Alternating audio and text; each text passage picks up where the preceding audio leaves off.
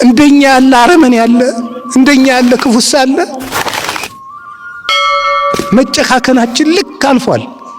ክላሽ ይዞ ማስቀደስ አለ፣ ቅዳሴ አለ። ነፍስ የገደለባችሁ ሰው ቢኖር ያንን ነፍስ የገደለባችሁን ሰው ስለገደላችሁት የሞተው ሰውዬ ይመለሳል? በየቦታው መስከር፣ በየቦታው መጠጣት፣ በየቦታው መጨፈር፣ በየቦታው መስፈን፣ ዳንኪራ፣ ሰማይን በጡጫ ምድርን በርግጫ በቃኝ አለ ማለት፣ ቂም መያዝ፣ ተንኮለኛነት የራስን ማዳፈን ይባላል። አብረውን የዘፈኑ ሰዎች አብረውን ጉድጓድ አይገቡ። አብረውን የሰከሩ፣ አብረውን ያሙ፣ አብረውን ያደሙ፣ አብረውን ያጌጡ፣ አብረውን የበሉ፣ አብረውን የጠጡ፣ አብረውን የዶለቱ፣ አብረውን የመከሩ ሁሉ መቃብር ስንገባ ሚስትም ባሏን ሸኝታ ዞር፣ ባልም ሚስቱን ቀብሮ ዞር። አንዳንዱ ለማስመሰል ይገለገላል። አብሬ ነው የምገባ ለማስመሰልም ላይሆን ይችላል።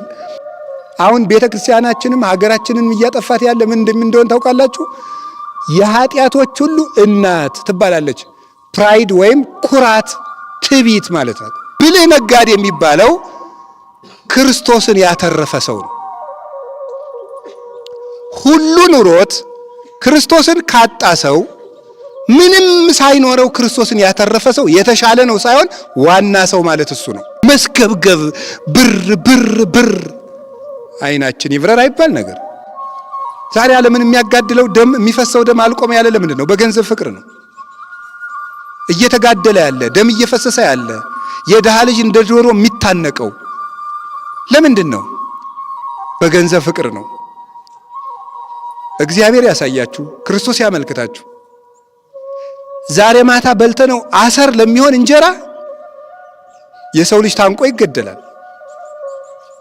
ተገሎ አደባባይ ላይ ይጣላል። ከሰው ጋር ተጣልቶ መጥቶ እዚህ ቤተክርስቲያን መጥቶ አባታችን ሆይ በሰማያት የምትኖር አትቀልድ ጌታዬ። ሰው ለእግዚአብሔር ውድ ገንዘቡ ነው። ውድ ገንዘቡን አበላሽተህ መጥተህ እዚህ መጥተህ እግዚአብሔር እወድሃለሁ ብለህ አይሰማም እግዚአብሔር። ክርስትና ስንነሳ ራቁታችን የምንነሳው ቄሱ ራቁታችን ውሃ ውስጥ የሚዘፍቀን እንደው ብር ስለሌለን ነው። መቼም ለ40 ቀን ልጅ ልብስ መግዛት ማንም አይቸግረውም። እንዳጠገባችን ያለ ውሃ 3-4 ሰው ገብቶ ቢታጠብበት ይደፈርሳል። ክርስቶስ ዓለም ሁሉ ገብቶ ቢታጠብበት የማይደፈርስ ውሃ ነው። ለሁሉ የተፈቀደ ነው። ለመቅዳትም ወረፋ አያስጠብቅም። የማያልቅም ውሃ ነው። ማንም ሰው ጠጥቶት ይረካል። ማንም ታጥቦበት ይነጻል። ለሁሉም ቸርና ለጋስ ነው። ጥማችንንም የሚቆርጥ እሱ ክርስቶስ ነው።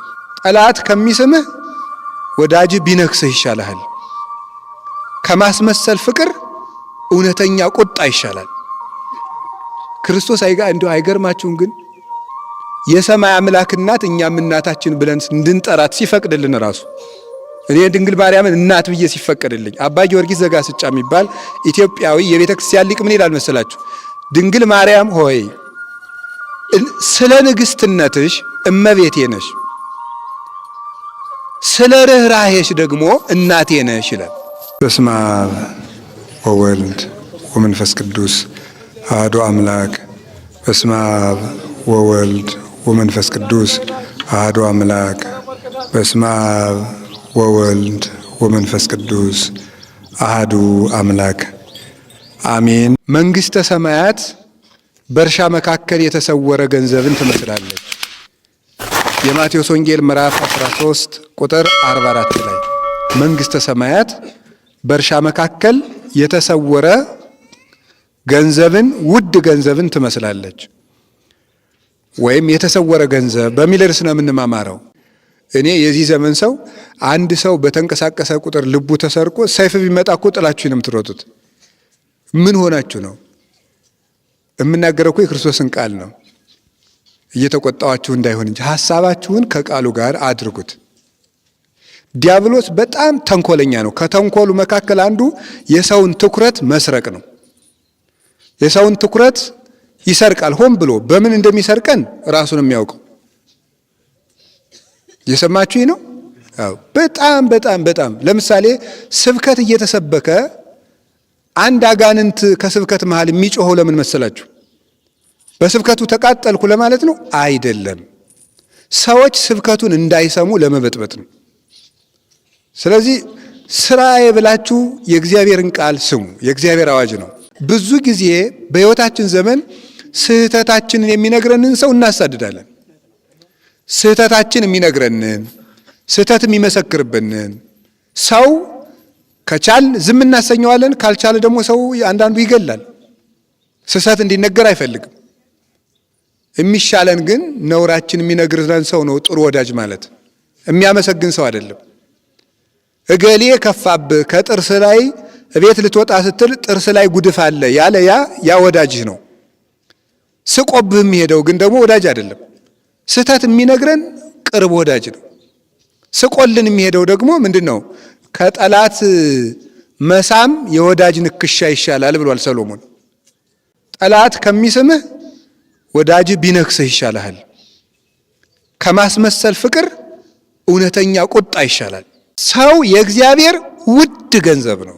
እስኪ በሉ ሁላችሁ በሉ ንገሩኝ እንጂ ሰው የእግዚአብሔር ውድ ገንዘብ ነው። እስቲ ተመልከቱ። ይሄ ታቦት አሁን የሚወጣ ለማን ነው? ለሰው እኮ ነው። አይገርማችሁ? ለሰው እኮ ነው። ይሄ ሁሉ የወርቅ ጥላ የተባለ የተያዘ ለማን ነው? ለሰው ነው። እንደ ሰው ያለ ውድ ገንዘብ የለም። እንደ ሰው ያለ አስቸጋሪ ባይኖርም ሰው ውድ ገንዘብ ነው። ለእግዚአብሔር ውድ ገንዘቡ ማን ነው ካላችሁ፣ ማን ነው? ሰው።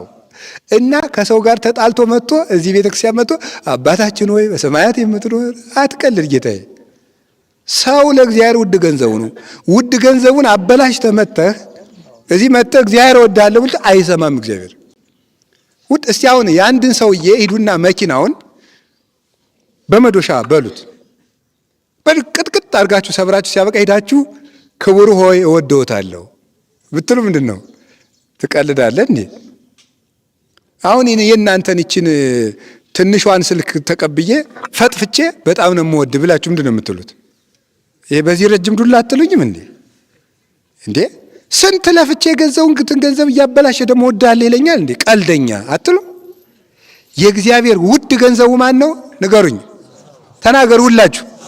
ሰው። ስለዚህ እናንተ የእግዚአብሔር ምኖቹ ናችሁ? ውድ ገንዘቦቹ ናቸው። በጣም ውድ ገንዘቦቹ ማለት ነው። እውነቴን ነው የምነግራችሁ። እናንተ የዚህን ያህል ክብር ሊገባችሁ ይገባል። ውድ ገንዘብ እንዴት ተከብሮ እንደሚቀመጥ አታውቁም? ሸክላ፣ አሁን ጥሩ ሸክላ ራሱ እንክብካቤ፣ ብርጭቆ የሚቀመጠው ውድ ስለሆነ ብርጭቆ እንኳን በአቅሙ ጥሩ ቦታ። በዚህ በአውሮፕላንና ደግሞ በመኪና ደግሞ ሲጫን ደግሞ በካርጎ ፍራጃይል የሚባል ይለጠፍበታል። ፍራጃይል ማለት በአማርኛ ተርጉመዋል፣ አይዟችሁ እንጂ ለፍልፌ አለድም። ፍራጃይል ማለት ይሰበራል። ምን ማለት ነው? ተጠንቅቀጫን ማለት ነው። እንደ ተራቃ እንዳትወረውረው ነው። የሰው ልጅ ለእግዚአብሔር ውድ ንብረት ነው። እኛ ውድ ንብረት ነን። እግዚአብሔር በዚህ በወርቅ ልብስ እንዲሸፈን አደረገው። ሰው ደግሞ ውድ ገንዘብ ስለሆነ ለእግዚአብሔር በምንድን ነው የሸፈነን? ራሱን ነው የሸፈነን። እኛ የለበስነው ክርስቶስን ነው። ታውቃላችሁ? የተጠመቃችሁ ክርስቲያኖች ሁሉ ክርስቶስን ለብሳችኋል። ክርስትና ስንነሳ ራቁታችን የምንነሳው ቄሱ ራቁታችን ውሃ ውስጥ የሚዘፍቀን እንደው ብር ስለሌለን ነው። መቼም ለ40 ቀን ልጅ ልብስ መግዛት ማንም አይቸግረው። ለምንድን ነው እንደዛ የሚደረገው? የሰው ልብሱ ክርስቶስ ስለሆነ ነው። የሰው ልብሱ ክርስቶስ ነው። ክርስቶስ እንደው አይገርማችሁም? ግን የሰማይ አምላክ እናት እኛም እናታችን ብለን እንድንጠራት ሲፈቅድልን ራሱ እኔ ድንግል ማርያምን እናት ብዬ ሲፈቀድልኝ አባ ጊዮርጊስ ዘጋስጫ የሚባል ኢትዮጵያዊ የቤተ ክርስቲያን ሊቅ ምን ይላል መሰላችሁ? ድንግል ማርያም ሆይ ስለ ንግስትነትሽ እመቤቴ ነሽ፣ ስለ ርኅራኄሽ ደግሞ እናቴ ነሽ ይላል። ከቃሉ ጋር ናችሁ? እግዚአብሔር ከሁላችን ጋር ይሁን። እግዚአብሔር ውድ ገንዘቦቹ ነው። ስለዚህ ወገኖቼ ለራሳችን ክብር እንስጥ። አድፈን ከሆነ ንስሐ እንግባ። የሚጠራንን እንስማው። እንዳጠገባችን ያለ ውሃ 3-4 ሰው ገብቶ ቢታጠብበት ይደፈርሳል። ክርስቶስ ዓለም ሁሉ ገብቶ ቢታጠብበት የማይደፈርስ ውሃ ነው። ለሁሉ የተፈቀደ ነው። ለመቅዳትም ወረፋ አያስጠብቅም። የማያልቅም ውሃ ነው። ማንም ሰው ጠጥቶት ይረካል። ማንም ታጥቦበት ይነጻል። ለሁሉም ቸርና ለጋስ ነው። ጥማችንንም የሚቆርጥ እሱ ክርስቶስ ነው። ስለዚህ ሰው ውድ ገንዘብ ነው። መስገብገብ ብር ብር ብር አይናችን ይብረር አይባል ነገር። መስገብገብ ገንዘብ የኃጢአት መስሩ ለኩሉ እከይ አፍቅሮ ነዋይ ውእቱ። ገንዘብን መውደድ የኃጢአት ሁሉ ስር ነው። ሀብታም መሆን ኃጢአት አይደለም። ገንዘብን መውደድ ግን የኃጢአት ሁሉ ስር ነው። ታውቃላችሁ፣ ገንዘብን መውደድ ማለት ሀብት ማከማቸት ብቻ መሰላችሁ? ይሄ ውድ ዕቃ የመያዝ ፍላጎት እኮ ራሱ ስግብግብነት ነው። ታውቃላችሁ፣ ውድ ዕቃ፣ ውድ ልብስ መግዛት፣ ውድ ሰው ያላዘውን ስልክ የመያዝ ፍላጎት፣ ሰው ያልገዛውን ሰዓት የመግዛት ፍላጎት፣ በቃ ውድ ነገር መመኘት፣ ፍጹም የማይጠግም ርካሽ ፍላጎት ማለት እሱ ነው። ገንዘብ ወዳድነት የኃጢአት ሁሉ ስር ነው። ዛሬ ዓለምን የሚያጋድለው ደም የሚፈሰው ደም አልቆም ያለ ለምንድን ነው? በገንዘብ ፍቅር ነው። እየተጋደለ ያለ ደም እየፈሰሰ ያለ የድሃ ልጅ እንደ ዶሮ የሚታነቀው ለምንድን ነው? በገንዘብ ፍቅር ነው። እግዚአብሔር ያሳያችሁ፣ ክርስቶስ ያመልክታችሁ። ዛሬ ማታ በልተነው አሰር ለሚሆን እንጀራ የሰው ልጅ ታንቆ ይገደላል፣ ተገሎ አደባባይ ላይ ይጣላል። ለኛ የሚደረግልን ምህረት ምን አይነት ነው?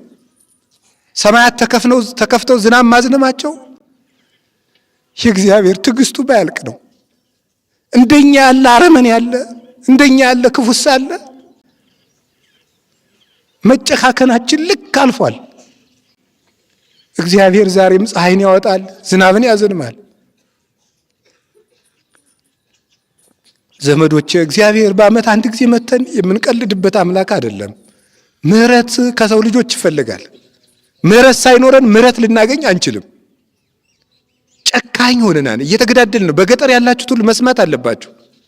ክላሽ ይዞ ማስቀደስ አለ፣ ቅዳሴ አለ። ነፍስ የገደለባችሁ ሰው ቢኖር ያንን ነፍስ የገደለባችሁን ሰው ስለገደላችሁት የሞተው ሰውዬ ይመለሳል? አይመለስም። የሰው ያለህ ነው የሚያሰኘው። አምላክ የሞተለት ሰው ተናቀ።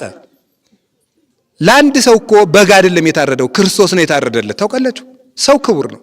ውድ ዕንቁ ነን። በየቦታው መስከር፣ በየቦታው መጠጣት፣ በየቦታው መጨፈር፣ በየቦታው መስፈን፣ ዳንኪራ፣ ሰማይን በጡጫ ምድርን በርግጫ በቃኝ አለ ማለት፣ ቂም መያዝ፣ ተንኮለኛነት የራስን ማዳፈን ይባላል። ሌት ተቀን እየበሉ ጾምን መሻር ይሄ ራስን ማዳፈን ነው። እግዚአብሔር ያሳያችሁ። መድኃኔዓለም ልቡናችንን ይመልሰን። ብልህ ነጋዴ የሚባለው ክርስቶስን ያተረፈ ሰው ነው። ሁሉ ኑሮት ክርስቶስን ካጣ ሰው፣ ምንም ሳይኖረው ክርስቶስን ያተረፈ ሰው የተሻለ ነው ሳይሆን ዋና ሰው ማለት እሱ ነው። ምንም ሳይኖረው ክርስቶስን ትርፍ ያደረገ ሰው። ቅዱስ ጳውሎስ ሁሉን እንደ ጉድፍና እንደ ምናምንቴ እቆጥረዋለሁ፣ ወረሰይክዎ ለኩሉ ከመ ዕዳው፣ ሁሉን እንደ ጉድፍ እቆጥረዋለሁ ከመ ዕርበሆ ለክርስቶስ፣ ክርስቶስን ትርፍ አደርግ ዘንድ ይላል። ክርስቶስን ረብ ጥቅም በቁየት አደርግ ዘንድ ያለኝን ሁሉ ላጣው እወዳለሁ ይላል። ከቃሉ ጋር ናችሁ። እግዚአብሔር ከሁላችን ጋር ይሁን። እስኪ ከእናንተ መካከል ሀብታም ሲቀበር በጣም ብዙ መሶብ እንጀራ አብሮት የተቀበራል? የለም። ቢቀበርስ ምን ያደርግለታል?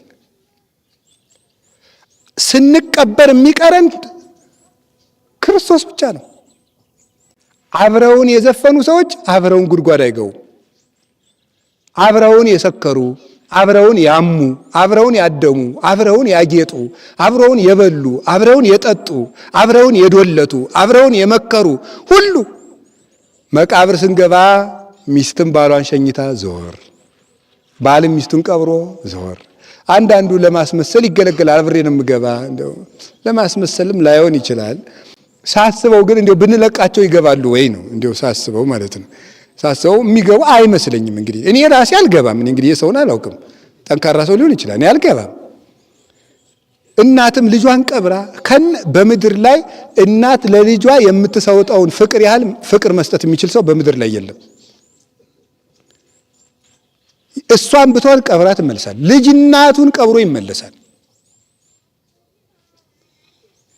ስንቀበር መቃብር ውስጥ አብሮን የሚቀድም አንድ ዝና ራሱ ክቡርነታቸው የሚለው ስም አብሮ አይገባም። የተቀመጥንባቸው የተነጠፉ ወንበሮች አብረው አይገቡም። ሲሰጠን የነበረ ስም የወጣልን ስም አሁን ዛሬ በእኛ በቤተ ክህነትም ስም ሞልቷል። ስም አይቸግርም። እንዲያውም የቄስ ደመወዙ አሁን ስም ነው ይባላል። ብር የለውም የቄስ ደመወዙ ስም ነው ይባላል። ያው ሊቀ ምናምን እንትን የሚለው ነው። የኔንም ስም ጨምሮ ማለት ነው። እኔ በበኩሌ ስሜ ይነሳልኝ ብዬ አመልክቻለሁ።